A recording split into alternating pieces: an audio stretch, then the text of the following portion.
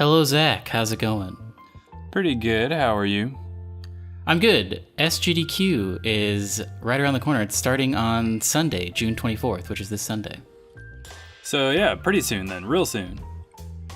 Yeah, Summer Games Done Quick 2018. If for those that aren't familiar, this is a speedrunning. It's one of two speedrunning week-long live streams that happen. There's SGDQ, Summer Games Done Quick, and then AGDQ, Awesome Games Done Quick, which is in January. But yeah, speedrunning, for those that don't know, is basically people will just play a game over and over again and get really good at it. And there are message boards where they compete to get the fastest times. And there's a bunch of different categories per game. But I think it's a very fun thing. You've watched it before, haven't you, Zach? Yeah, I don't watch a ton of it, but I'll watch some of them every now and then. The thing I think is interesting is that people almost kind of pool the knowledge of the thousands of hours that everybody has spent playing, trying to look for secret passages and the fastest way to get through stuff. There are little communities, Discord was a boon for these communities, because each game will have a Discord and you can join the Discord and you can see the progress and their tutorials, and people are finding new things for games, daily, weekly, even right up to each thing.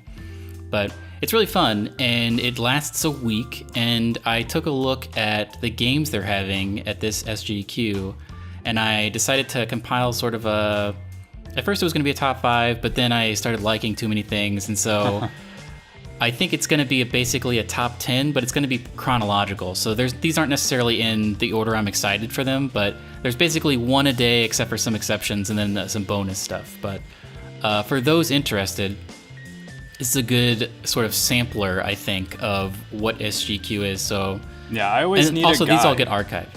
Yeah, it's difficult to know what to watch, and so this is sort of a guide. It's 24/7 for this week. So some of them are very early in the morning, and some of them are 2 or 3 hours long.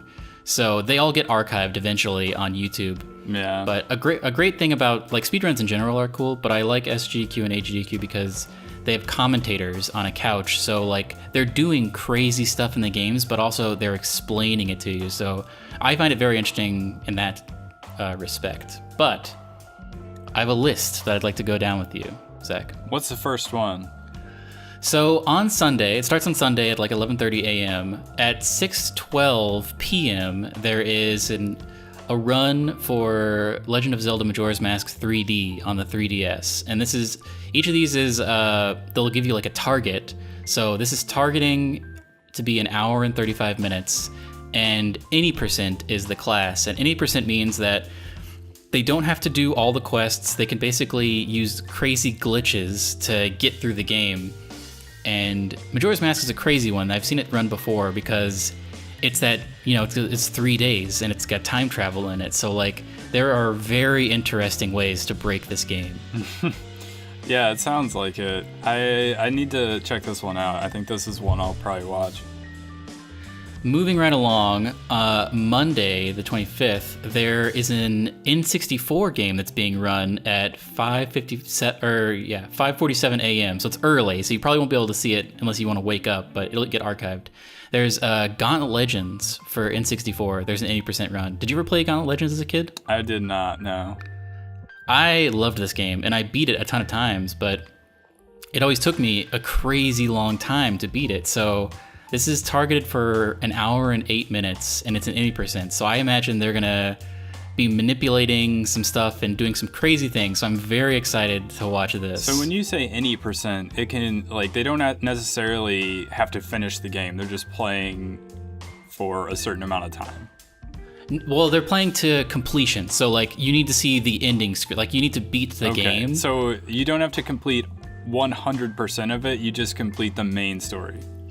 Yeah, so an interesting thing, for an example, for an 80% run, one of the Pokemon games, I think Pokemon Yellow, I watched a speedrun of it that was 2 minutes long or something, because they did a crazy thing where they manipulated the memory allocation, or the memory pointers, where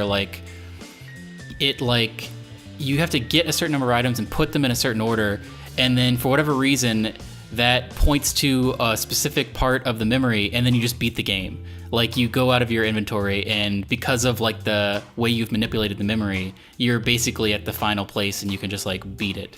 So that's an example of an 80% run. But they're usually very interesting. Like, especially with like PC games, there's very interesting ways to manipulate and like fall through walls or like clip through things. And Gauntlet Legends for N64, I think, is going to be a pretty cool one to watch.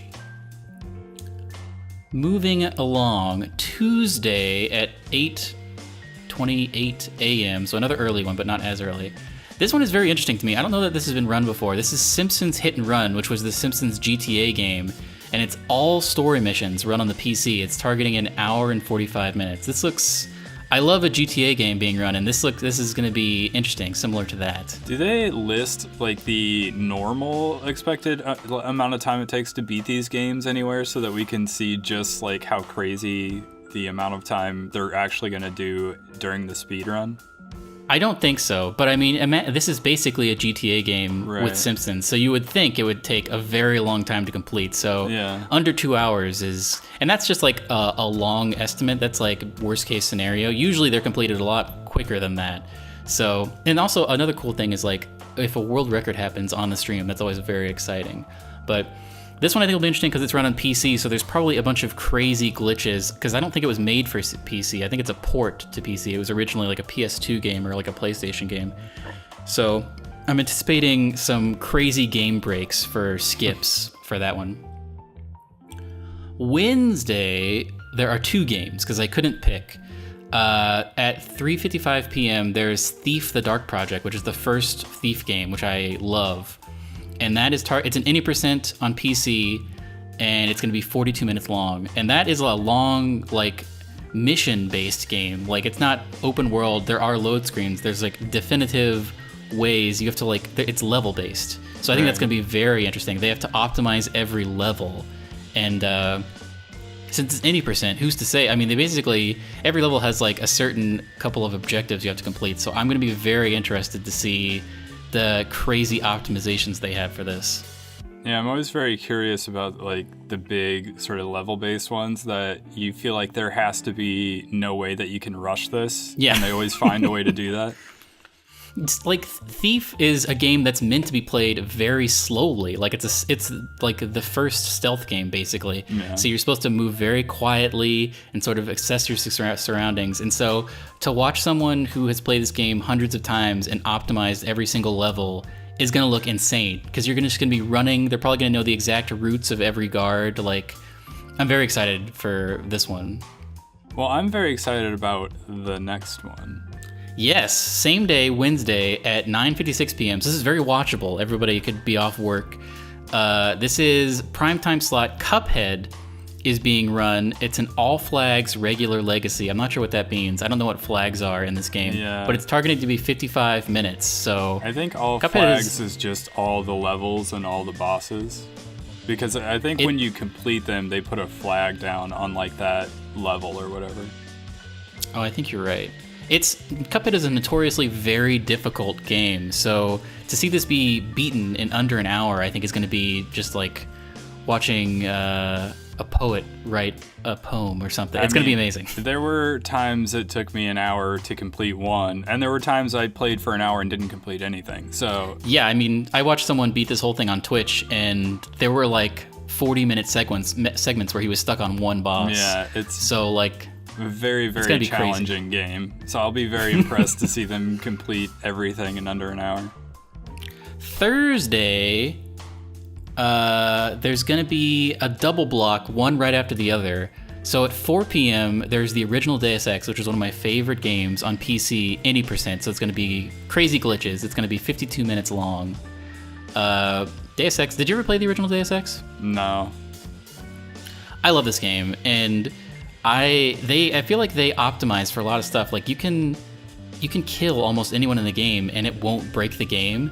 So I'm very interested to see the crazy game breaks they're gonna do.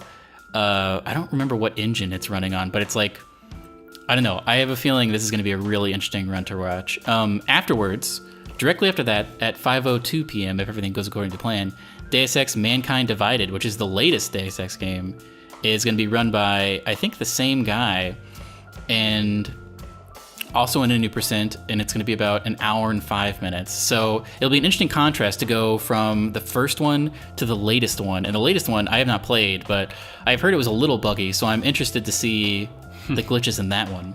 Yeah, so they'll have all kinds of crazy ways to break that game. Yeah, hopefully the commentary is really good. Usually with these old games like Deus Ex, I'm sure it has a very passionate, like I'm sure The Room, they do this in like a hotel. So The Room is probably going to be very crowded, especially because it's 4 p.m. I bet this is going to be a very crowded one with like a bunch of fun fan interaction. So look out for that. It may shock you, but I haven't played any of the Deus Ex games. That's crazy, because you're super into cyberpunk stuff like me, aren't you? I am. I will tell you, because the Steam Summer Sale's going on, I did get Deus Ex Human Revolution. Ooh, I would watch you play that. I would be very into that. I remember specifically seeing a lot of trailers for that one and being super psyched for that, and then I just, for whatever reason, didn't get around to playing it, so I'm excited to try it.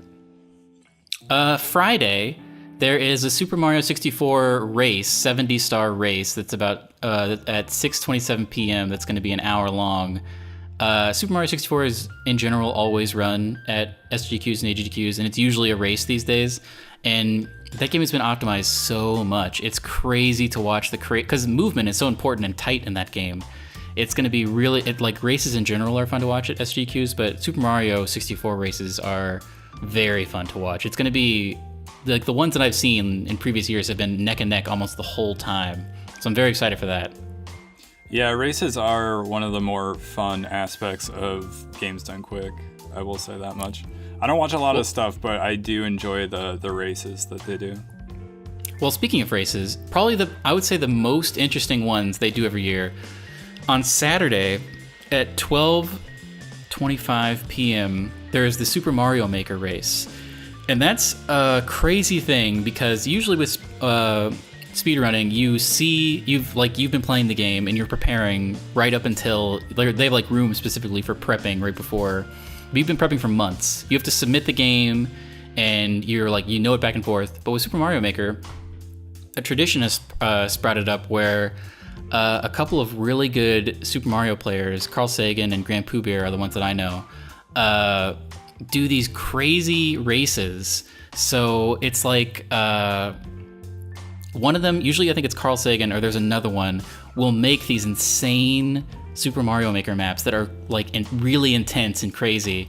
And I believe it's a blind race. So they've never seen the maps, and the maps are like geniusly built in Super Mario Maker. And so it's a race that is very intense to watch because it's anyone's game because no one has seen the levels, and they're like masterfully made. So this is one to definitely check out. There's 12:25 is, I'm not entirely sure how to interpret this, but 12:25 is something, and then at 1:30 there is a blind level race. So I think both of these are blind. I'm not sure, but something to definitely check out because both of these races are going to be insane.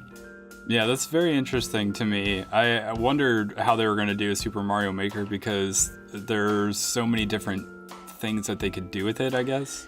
Yeah, there's like in-jokes. They all know each other. It's like a little community. So like there's jokes and like you can affect so many things in Super Mario Maker. There's like a plot even usually, and the people playing it are like called out in the levels. So if you haven't seen last year's, you should definitely go check it out. Like whenever Carl Sagan and Grant Pooh Bear and some other people do stuff, it's like insane to watch because it's just like the levels are so torturous and like you have to be so precise. It's crazy. It's also crazy because they're seeing it for the first time and they're just like nailing it because they're so good at these maps. But anyway, it ends on Saturday night at midnight, but conspicuously, Super Mario Odyssey, which has been, I think it's the most run speedrun game on speedrunarchives.com or org or whatever it is, and it's not there. And so everyone is thinking it's going to be a crazy bonus incentive because they always do bonus incentives. Where if like, because it's all about fundraising for Doctors Without Borders, and so it probably is going to be a thing where if they meet a certain like crazy high donation incentive, then somebody will speedrun Super Mario Odyssey, which is a very fun game to watch speedrun. I watched like an hour and 30-minute speedrun of it, but it's probably been optimized post to that. So this will probably be something to watch. I don't know when. I don't know if it'll be at the end or somewhere in the middle, but Super Mario Odyssey is one that I'm very excited to see at SGDQ, and I think almost certainly it'll be run, but I'm not sure where. Yeah, I would definitely watch a Super Mario Odyssey speedrun. Anyway, that was just a quick little top 10 that was in chronological order, not order I want to see them. But SGDQ is really great, and a great thing about SGDQ is you discover new games. Like, I'm going to be watching a lot of stuff, a lot of games I've never even heard of, but have like very passionate fan bases in the Speedrun Archives community. So we might do like a post SGDQ thing where it's like surprise runs that were very interesting to watch, or like crazy things that happened at SGDQ rather. But anyway, starts on Sunday, so definitely check it out. Yeah, thanks for this very handy dandy guide that you've just supplied me with. Goodbye. Goodbye.